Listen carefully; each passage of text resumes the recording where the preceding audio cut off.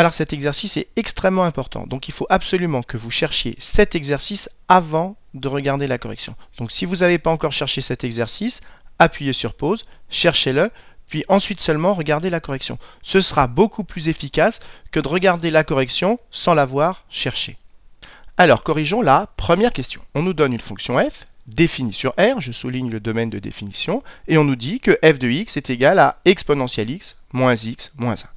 Et dans la première question, on me demande d'étudier les variations de f et d'en déduire une inégalité. Donc première partie de la question, étudier les variations de f.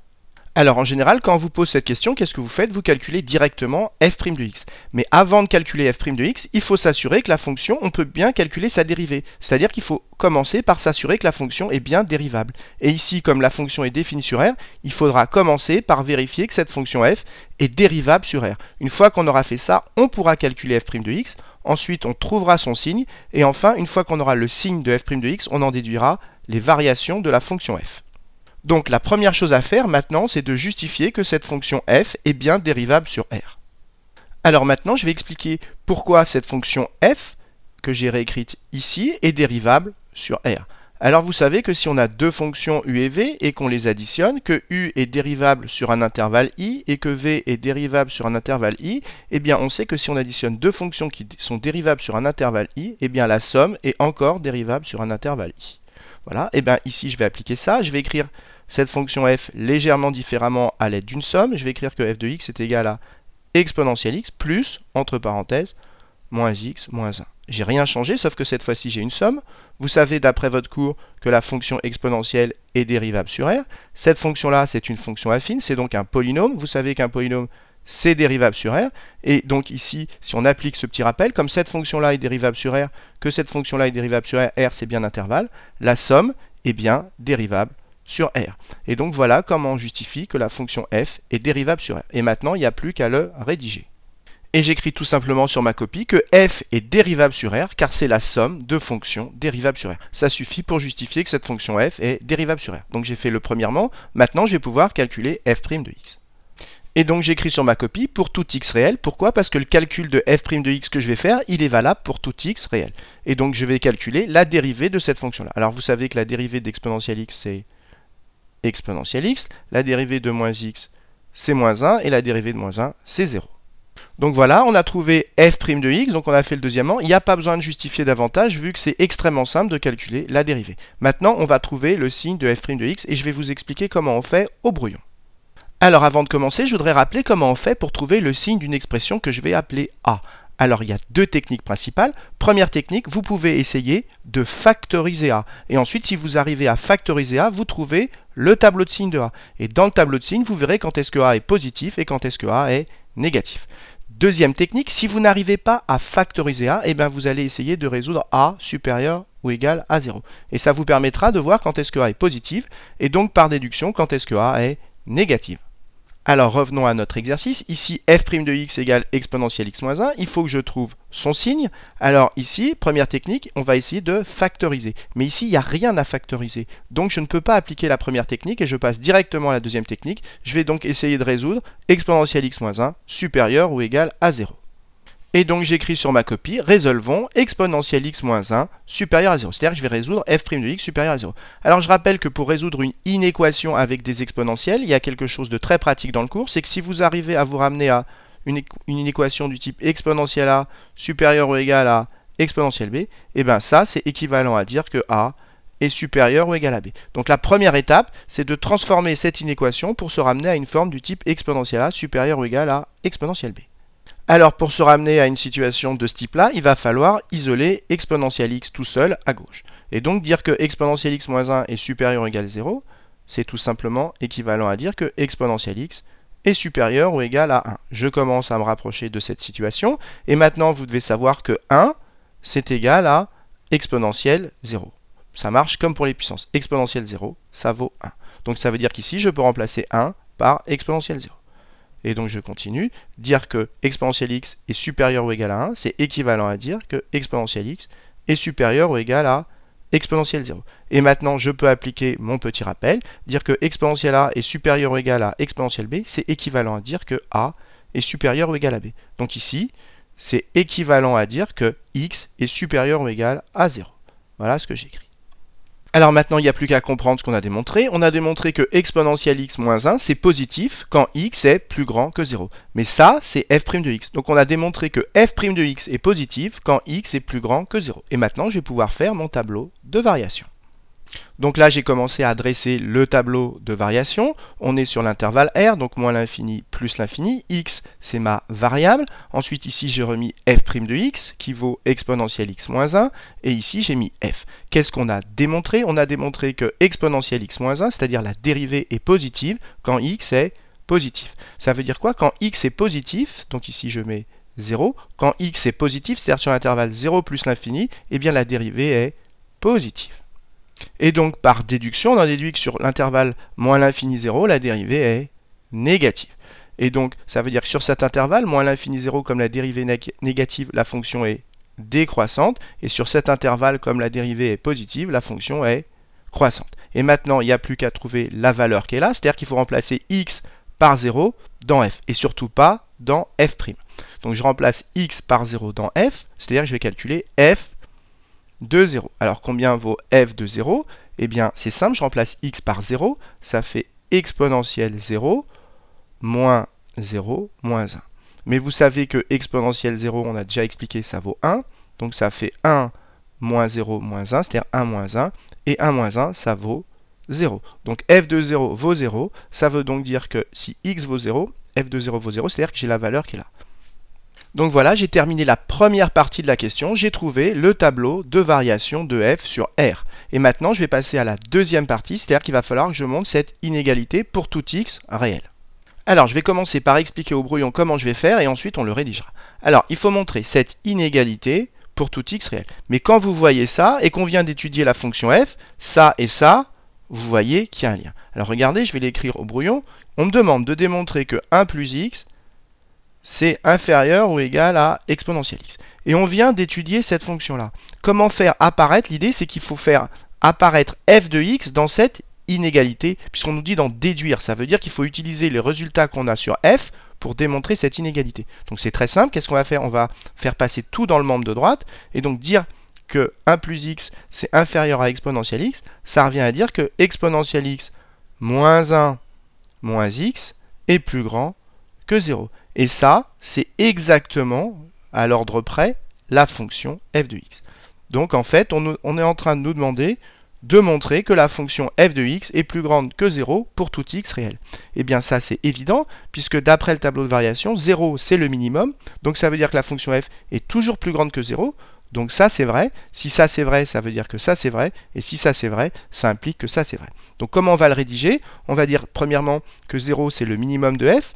Donc on aura cette inégalité, on en déduira celle-ci, et ensuite on en déduira celle-là. Donc vous faites votre recherche au brouillon, et ensuite on rédige à l'envers. Et donc j'écris sur ma copie, d'après le tableau de variation, 0 c'est le minimum de f sur r, voilà la première ligne d'après le tableau de variation, et si 0 c'est le minimum de f sur r, ça veut dire que f de x, pour tout x réel, elle est plus grande que 0. Voilà ma deuxième ligne, et donc j'arrive là. Et maintenant j'ai plus qu'à remplacer f de x par son expression, donc dire que f de x est plus grande que 0, c'est équivalent à dire quoi? Je remplace f de x par son expression, ça veut dire que exponentielle x moins 1 est plus grand que 0. Et donc maintenant j'en suis là, et je veux arriver là, qu'est-ce que je fais? Je vais me débarrasser de moins 1 moins x. Et donc dire que exponentielle x moins 1 est plus grande que 0, c'est équivalent à dire quoi? C'est équivalent à dire que exponentielle x est plus grand que 1 plus x. Ce qui termine donc la première question. Alors qu'est-ce qu'il faut retenir? Quand vous avez une inégalité à montrer, que j'ai réécrite ici, et que juste avant vous avez étudié les variations d'une fonction f, la première chose à faire, c'est de faire apparaître f de x dans cette inégalité. Donc l'idée ici, c'était de se débarrasser de 1 plus x et de tout regrouper dans le membre de droite. Du coup, on obtenait ça, et ça, c'est ni plus ni moins que f de x. Et donc montrer cette inégalité, c'était montrer que f de x est plus grande que 0. Et après, une fois que vous avez fait apparaître f de x, vous n'avez plus qu'à regarder dans le tableau de variation, est-ce que f de x est plus grande que 0? Et c'était le cas puisque 0 est le minimum. Donc retenez bien la méthode, quand vous avez une inégalité à montrer et que vous avez étudié une fonction f juste avant, faites apparaître f dans l'inégalité et ensuite regarder le tableau de variation pour voir si l'inégalité est vraie. Alors, corrigeons maintenant la deuxième question. On me dit en déduire que pour x plus petit que 1, cette inégalité. Si on me dit en déduire, ça veut dire qu'il faut utiliser celle-ci, la précédente. Donc la question est, comment je vais faire pour passer de cette inégalité à celle-là? Voilà ce qu'il va falloir résoudre. Alors je réécris d'abord cette inégalité. 1 plus x inférieur ou égal à exponentielle x. Cette inégalité, on l'a montré, elle est vraie, c'est important, quel que soit x réel. Ça veut dire que ici, je peux mettre n'importe quel nombre. Et ici, vous remarquez qu'on a 1 moins x, alors que ici, on a 1 plus x. Donc, ce qui est légitime de faire, c'est de commencer par remplacer x par moins x dans cette inégalité. Et on a le droit de le faire, je le répète, parce que ici, cette inégalité, elle est vraie, quel que soit x. Donc, première étape, je remplace x par moins x. Et donc, qu'est-ce que j'obtiens? J'obtiens 1 moins x inférieur ou égal à exponentielle moins x. Deuxième chose, exponentielle moins x, vous devez savoir que c'est égal à 1 sur exponentielle x. Donc ici, je peux remplacer exponentielle moins x par 1 sur exponentielle x. Et donc ça me donne quoi? Ça me donne 1 moins x inférieur ou égal à 1 sur exponentielle x. Et maintenant, on voit qu'on a 1 moins x au numérateur, alors que dans l'inégalité qu'on voudrait obtenir, 1 moins x, on l'a au dénominateur. Donc ce qu'on voudrait, c'est passer à l'inverse. Et vous savez que si un nombre a est inférieur ou égal à un nombre b, avec a et b qui sont deux nombres strictement positifs, ça implique quoi? Ça va inverser l'ordre, ça va faire que l'inverse de a, c'est-à-dire 1 sur a, sera supérieur ou égal à l'inverse de b, c'est-à-dire 1 sur b. Donc si on applique cette règle ici, qu'est-ce que ça va nous donner? Ça veut dire que l'inverse de ça, 1 sur 1 moins x, ça va inverser l'ordre, sera supérieur ou égal à l'inverse de ça, c'est-à-dire exponentielle x. Et si on regarde ce qu'on a obtenu ici, ça veut dire quoi? Ça veut dire que exponentielle x est plus petit que ce nombre-là. C'est exactement ce qu'on voulait montrer. Mais attention, pour appliquer cette règle, il faut vérifier avant que les deux nombres a et b, c'est-à-dire 1 moins x et ce nombre-là, sont tous les deux positifs strictement. Alors 1 sur exponentielle x, comme x est un nombre réel, exponentielle x c'est toujours strictement positif, donc ce nombre-là il est strictement positif. Reste à vérifier que ce nombre-là, 1 moins x, il est strictement positif. Alors regardons brouillon, ça veut dire quoi que de dire que 1 moins x est strictement positif? Si on remet x, si on regroupe x dans le membre de gauche, ça veut dire quoi? Cette inégalité, c'est la même chose que d'écrire que x est plus petit que 1. Et si on regarde l'énoncé, on nous dit justement que cette inégalité, on ne veut pas la montrer quel que soit x, on veut la montrer pour x plus petit que 1. Donc ça, c'est vrai. Et donc si ça, c'est vrai, ça voudra dire que 1 moins x est strictement positif. Et donc on aura le droit d'appliquer cette règle, et donc on obtiendra exponentielle x plus petit que ça, c'est-à-dire exactement ce qu'on voulait. Donc maintenant que vous avez compris la démarche, on va le rédiger. Mais ce qui est important de comprendre, c'est que cette inégalité, elle était vraie quel que soit x. Cette inégalité, elle n'est pas vraie quel que soit x. Elle est vraie pour x plus petit que 1. Et pourquoi on a choisi x plus petit que 1? Parce que justement, ça nous permet d'affirmer que 1 moins x, dans ce cas-là, est plus grand que 0. C'est-à-dire qu'il est strictement positif, et donc on peut passer à l'inverse. Et donc j'écris sur ma copie en remplaçant x par moins x dans l'inégalité qu'on a obtenue premièrement que j'ai réécrite ici. Comme cette inégalité est vraie, quel que soit x, je peux remplacer x par moins x. Et je me place dans la condition qu'on me donne au deuxièmement, c'est-à-dire pour x plus petit que 1. Donc si je remplace x par moins x ici, j'obtiens quoi? 1 moins x inférieur ou égal à exponentielle moins x. Et maintenant, si je remplace exponentielle moins x par 1 sur exponentielle x, j'obtiens donc 1 moins x inférieur ou égal à 1 sur exponentielle x. Et maintenant, je vais passer à l'inverse et je mets donc, si je passe à l'inverse, ça fait 1, l'inverse de ça, 1 sur 1 moins x, ça va inverser l'ordre, supérieur ou égal à exponentielle x, parce que l'inverse de 1 sur exponentielle x, c'est exponentielle x. Et ici, je marque par passage à l'inverse. Il va falloir justifier qu'on a le droit de passer à l'inverse. Et pour le justifier, il faut écrire que 1 moins x, il est strictement positif. Et pourquoi 1 moins x est strictement positif? Car x est strictement plus petit que 1, ce qui est dit dans l'énoncé et qu'on a expliqué au brouillon un peu plus tôt. Et dire ça, ça veut dire tout simplement que exponentielle x est plus petit que ça. Et donc j'écris donc exponentielle x est plus petit que ça, c'est-à-dire 1 sur 1 moins x. Et donc on obtient exactement ce qu'on voulait obtenir pour x plus petit que 1. Voilà qui termine la deuxième question. Alors ce qui est important de retenir dans cette question, c'est que pour passer de cette ligne à celle-là, on est passé à l'inverse. Et pour passer à l'inverse, il faut d'abord regarder le signe de chaque nombre qui est à gauche et à droite du symbole inférieur ou égal. Et si ces deux nombres à gauche et à droite du symbole inférieur ou égal, ils sont tous les deux strictement positifs, alors vous avez le droit de passer à l'inverse. Mais avant de passer à l'inverse, il faudra donc justifier que ces deux nombres sont strictement positifs, exactement comme on l'a fait ici. Alors corrigeons maintenant la troisième question. On me demande de déduire du premièrement, c'est-à-dire de cette inégalité qui est vraie pour tout x réel, on me demande de déduire du premièrement que pour n entier supérieur ou égal à 1, on a cette inégalité. Donc la question est de savoir comment on va faire pour passer de cette inégalité qui est vraie pour tout x réel à cette inégalité où n c'est un entier supérieur ou égal à 1. Voilà la question qu'il va falloir résoudre. Alors vous voyez qu'ici on a 1 plus 1 sur n, alors qu'ici on a 1 plus x. Donc ce qui est assez logique de penser, c'est qu'on va remplacer x par 1 sur n dans cette inégalité. Et on a le droit de le faire puisque cette inégalité elle est vraie pour tout x réel. Donc on peut très bien remplacer x par 1 sur n à condition que 1 sur n existe. Et 1 sur n existe si n est, comme c'est un entier, différent de 0, c'est-à-dire pour n plus grand que 1. Donc c'est ce qu'on va faire maintenant sur sa copie. Et j'écris sur ma copie, comme pour tout réel x, cette inégalité comme l'a montré au premièrement est vrai, eh bien je prends un entier n supérieur ou égal à 1, je pose x égale 1 sur n, ça veut dire quoi? Ça veut dire que j'ai remplacé x par 1 sur n. Pourquoi l'entier n il doit être supérieur ou égal à 1? Je répète encore une fois, parce que si on avait dit juste n un entier supérieur ou égal à 0, ça ne serait pas forcément possible parce qu'on aurait pu avoir 0 au dénominateur. Donc on a un entier n supérieur ou égal à 1, on pose x égale 1 sur n, ça veut dire qu'on va remplacer x par 1 sur n, et donc qu'est-ce qu'on obtient? On obtient 1 plus 1 sur n inférieur ou égal à exponentielle 1 sur n. Et maintenant, ce que je veux, c'est avoir 1 plus 1 sur n à la puissance n. Et vous devez savoir que si vous avez a inférieur ou égal à b, avec a et b qui sont des nombres positifs, ça implique que si on élève à la puissance des deux côtés, ça conserve l'ordre. A puissance n sera inférieur ou égal à b puissance n. Ici, ces nombres, ils sont bien positifs, donc on peut élever à la puissance des deux côtés, à la puissance n des deux côtés, et ça conserve l'ordre. Et je marque donc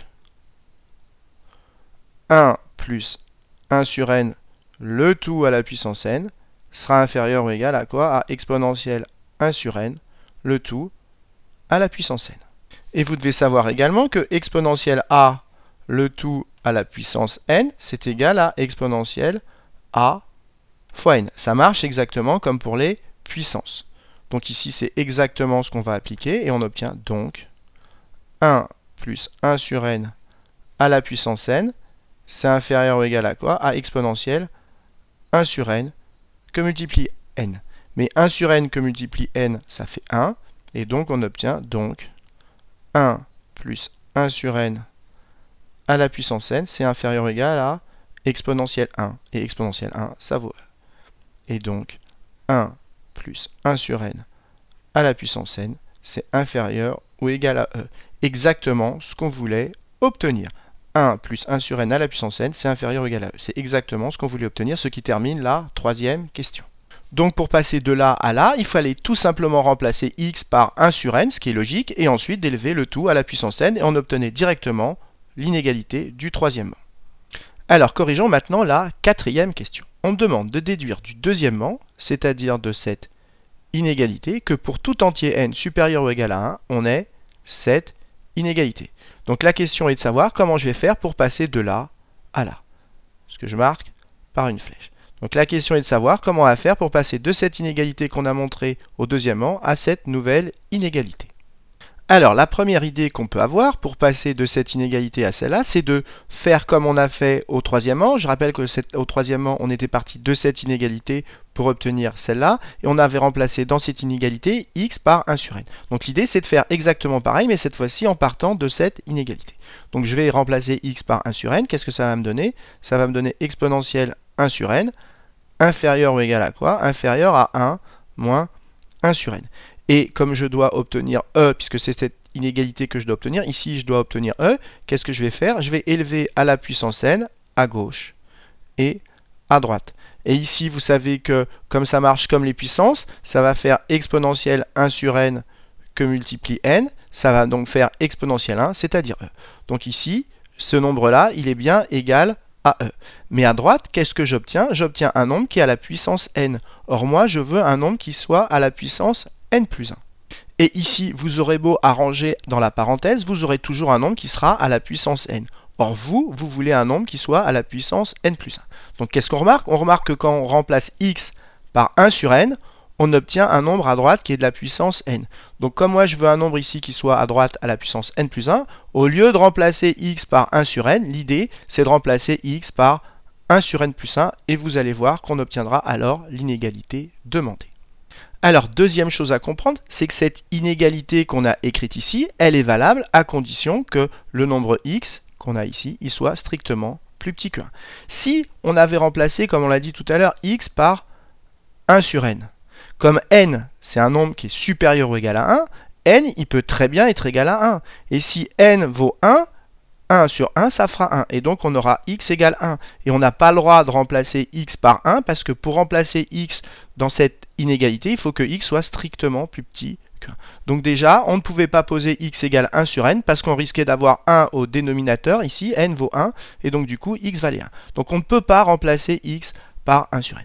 Par contre, si on remplace x par 1 sur n plus 1, comme n ici, c'est un entier qui est supérieur ou égal à 1, si n est plus grand que 1, n plus 1 est plus grand que 2. Et donc 1 sur n plus 1 est plus petit ou égal à 1 demi. C'est très important de comprendre ça. Et donc ça veut dire que si on pose x égale 1 sur n plus 1, ce nombre x, il est inférieur ou égal à 1 demi. Et donc il vérifie bien la condition, c'est-à-dire il est bien strictement plus petit que 1. Et donc on aura le droit de remplacer x par 1 sur n plus 1, puisque comme n c'est un entier plus grand que 1, 1 sur n plus 1 sera inférieur ou égal à 1,5, il remplira donc bien la condition de validité de cette inégalité. Donc on va maintenant rédiger cela sur sa copie. Première chose, on va remplacer x par 1 sur n plus 1. Et il va bien falloir expliquer la deuxième chose, c'est que si on remplace x par 1 sur n plus 1, 1 sur n plus 1, il vérifie bien cette condition d'être plus petit strictement que 1, et donc on aura le droit de remplacer x par 1 sur n plus 1 dans cette inégalité, et on verra ensuite, une fois qu'on aura remplacé, qu'on obtiendra très naturellement l'inégalité qu'on veut du quatrièmement. Et donc j'écris sur ma copie, quatrièmement, soit n un entier supérieur ou égal à 1, c'est l'énoncé, posons x égale 1 sur n plus 1, je vais commencer par justifier que du coup x il est bien strictement plus petit que 1, c'est-à-dire qu'il vérifie cette condition. Comme n est supérieur ou égal à 1, donc si je rajoute 1, n plus 1 est supérieur ou égal à 2, et si je passe à l'inverse, 1, j'ai le droit puisque tous ces deux nombres ils sont positifs, 1 sur n plus 1, ça inverse l'ordre, il est inférieur ou égal à 1 demi, et 1 demi c'est strictement plus petit que 1. Donc, qu'est-ce qu'on en déduit? Donc, x est strictement plus petit que 1, puisque ça, c'est x. Donc on a démontré que si on pose x égale 1 sur n plus 1, avec n qui est un entier supérieur ou égal à 1, eh bien ça implique que x, il est bien strictement plus petit que 1, c'est-à-dire qu'il remplit cette condition, et donc on pourra remplacer x par 1 sur n plus 1 dans cette inégalité qu'on a obtenue au deuxièmement. Et j'ai donc souligné en rouge, parce que c'est important, que j'ai posé x égale 1 sur n plus 1, et j'ai souligné également en rouge que x est, du coup, strictement plus petit que 1, c'est-à-dire qu'il remplit cette condition, et donc que d'après le deuxièmement, je marque donc d'après le deuxièmement, je vais pouvoir remplacer x par 1 sur n plus 1, parce que la condition x plus petit que 1 est remplie. Et je mets donc, d'après le deuxièmement, on obtient quoi? On obtient, je remplace tout simplement x par 1 sur n plus 1, donc ça fait exponentielle de 1 sur n plus 1 inférieur ou égal à 1 sur 1 moins 1 sur n plus 1. Et maintenant, il n'y a plus qu'à arranger et vous allez voir qu'on va obtenir l'inégalité qu'on veut du quatrièmement. Alors, je n'ai pas changé la partie gauche. Maintenant, la partie droite, je vais mettre au même dénominateur. Donc, j'y vais doucement. Alors, je mets tout sur n plus 1. Ça me fait donc n plus 1 moins 1 le tout sur n plus 1. 1 moins 1, ça fait 0. Et je rappelle qu'ici, si vous avez une fraction du type a divisé par b sur c, c'est égal à quoi? C'est divisé par un nombre, c'est multiplié par son inverse. Donc a divisé par b sur c, c'est la même chose que a que multiplie c sur b. Donc ici, j'y vais tout doucement. Ça me fait exponentielle de 1 sur n plus 1, inférieur ou égal. Ça veut dire que je divise 1 par ce nombre-là. Donc ça veut dire que je prends 1 et que je multiplie par l'inverse de ce nombre-là. Ça me fait 1 que je multiplie par l'inverse de ce nombre-là, c'est-à-dire n plus 1 sur n. Et j'ai presque fini, ça me fait exponentielle de 1 sur n plus 1. 1 fois ça, ça fait ce nombre-là. Et n plus 1 sur n, je casse la fraction en deux, ça fait n sur n. Mais n sur n, ça fait 1 plus 1 sur n. Et maintenant, j'élève à la puissance n plus 1 des deux côtés. Et donc, j'obtiens quoi? J'obtiens exponentielle 1 sur n plus 1, le tout à la puissance n plus 1, inférieur ou égal à quoi? À 1 plus 1 sur n, le tout à la puissance n plus 1. Et vous savez que si on prend exponentielle a à la puissance n, ça marche comme les puissances, ça donne exponentielle a fois n. Donc ici, j'ai exponentielle 1 sur n plus 1 à la puissance n plus 1, donc ça fait exponentielle de 1 sur n plus 1 que multiplie n plus 1, et ça me donne donc, je vais tout doucement, exponentielle de 1 sur n plus 1 que multiplie n plus 1, inférieur ou égal à ça, j'ai rien changé dans la partie droite, 1 plus 1 sur n à la puissance n plus 1. Ici, ça se simplifie, et qu'est-ce qui reste? Il reste exponentielle 1, c'est-à-dire e. Et donc, qu'est-ce qu'on obtient? On obtient donc e inférieur ou égal à 1 plus 1 sur n, le tout à la puissance n plus 1. Exactement ce qu'on voulait obtenir. Voilà qui termine la quatrième question. Alors, vous devez retenir deux choses de cette quatrième question. Premièrement, c'était assez naturel pour passer de là à là, d'essayer de remplacer x par 1 sur n. Mais vous voyez que ça ne marche pas. Donc, dans ces cas-là, comme ici vous avez n plus 1, il faudra penser non pas remplacer x par 1 sur n, mais remplacer x par 1 sur n plus 1. Et deuxième chose à laquelle vous devez penser, c'est que cette inégalité, elle est vraie que pour x plus petit que 1. Donc si vous remplacez x par 1 sur n plus 1, vous devez vous assurer que 1 sur n plus 1, c'est bien un nombre qui est plus petit que 1, exactement comme on l'a fait ici. Alors corrigeons maintenant la cinquième question. On me demande de déduire un encadrement de e à 10 moins 2 près. Alors vous voyez, e, il est plus grand que ce nombre-là et plus petit que ce nombre-là, où n, c'est un entier supérieur ou égal à 1. Donc en fait, avec la troisième et la quatrième question, on a un encadrement de e. Donc déjà, on va l'écrire sur sa copie. Et donc j'écris sur ma copie qu'on a démontré que pour tout entier n supérieur ou égal à 1, e il est plus grand que ce nombre-là, c'est ce que j'ai réécrit ici, et que e il est plus petit que ce nombre-là, c'est ce que j'ai réécrit ici. Donc j'ai un encadrement de e, et maintenant je vais l'utiliser, et je vais remplacer n par des valeurs, et il faut que l'écart entre le nombre que j'ai à gauche et le nombre que j'ai à droite, il soit plus petit que 10 moins 2 près, c'est-à-dire à 0,01 près. Alors cherchons brouillon, si par exemple je prends n égale 100. Donc là, ça va faire 1 sur 100, c'est-à-dire 0,01. Donc ça va faire 1,01 puissance 100. E, il va être compris entre ces deux nombres. Et le même nombre, mais puissance 101. Et après, je calcule ça avec ma calculatrice. Et ici, il faudra que j'arrondisse par défaut, c'est-à-dire par en dessous. Et à droite, il faudra que j'arrondisse par excès. Donc si je calcule ce nombre-là avec ma calculatrice et que j'arrondis par défaut, j'obtiens 2,70. Et ici, si je calcule ce nombre-là et que j'arrondis par excès, j'obtiens 2,74. Et donc là, l'écart, j'ai donc encadré E, mais l'écart qui est entre les deux, il est trop grand, il n'est pas égal à 0,01 près. Donc il faut que je recommence avec une valeur de n plus grande. Alors prenons par exemple n égale 1000. Donc ici, si n égale 1000, ça va faire 1 sur 1000. Et donc 1 plus 1 sur 1000, ça fait 1,001, le tout à la puissance 1000. Et E, il sera compris entre ce nombre-là et le même nombre, mais à la puissance 1001. Et maintenant, je vais calculer chacun de ces nombres. Celui-là, je vais l'arrondir par défaut. Celui-là, je vais l'arrondir par excès. Et on verra quel est l'écart entre ces deux nombres.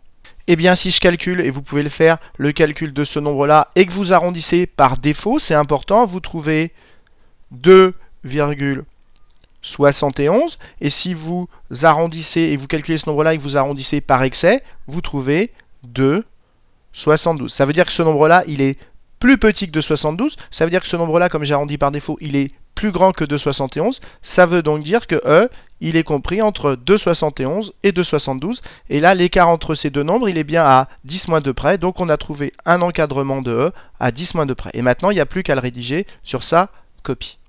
Et donc j'écris que pour n égale 1000, j'ai remplacé n par 1000 dans ce nombre et j'obtiens 2,71,6. C'est-à-dire que ce nombre-là, si je remplace n par 1000, il est supérieur à 2,71. Et maintenant je fais pareil, mais je remplace dans celui-là 1 plus 1 sur n à la puissance n plus 1. Si je fais le calcul, j'obtiens environ 2,719. Et 2,719, c'est plus petit que 2,72. Donc qu'est-ce qu'on en déduit? On a déduit donc que E, il est plus grand que ce nombre-là. Et comme ce nombre-là, il est lui-même plus grand que ça veut dire que E, il est plus grand que 2,71.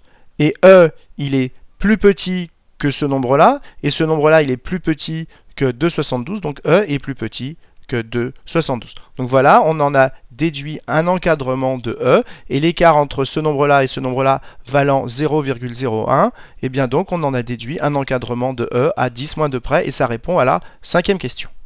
Et ça confirme ce qu'on a dit dans le cours, qu'une valeur approchée de E, c'est 2,7. Mais ici c'est plus précis, on a un encadrement de E à 10 moins 2 près, donc on sait que E est compris entre 2,71 et 2,72. Alors corrigeons maintenant la 6e question. On nous donne une suite UN définie pour tout entier n supérieur ou égal à 1 par UN égale 1 plus 1 sur n à la puissance n. Et ça nous fait immédiatement penser à ça. Regardons, ici on a exactement UN. Et regardez ce qu'on nous demande. On nous demande de démontrer que pour n supérieur ou égal à 1, eh bien UN est comprise entre E et E moins 3 sur n. Eh bien ici, on a dans cette inégalité qu'on a démontrée au troisième rang, on a exactement démontré, si on remplace 1 plus 1 sur n à la puissance n, si on remplace ça par un, on a exactement démontré ici que un est inférieur ou égal à e. Donc on a déjà démontré ça sans faire aucun calcul, juste en utilisant le troisièmement. Et donc j'écris sur ma copie, d'après le troisièmement, on a démontré que pour tout entier n supérieur ou égal à 1, je remets ce qu'on a démontré, on a démontré que 1 plus 1 sur n à la puissance n est plus petit ou inférieur ou égal à e. Je remets ce qu'on a démontré au troisièmement.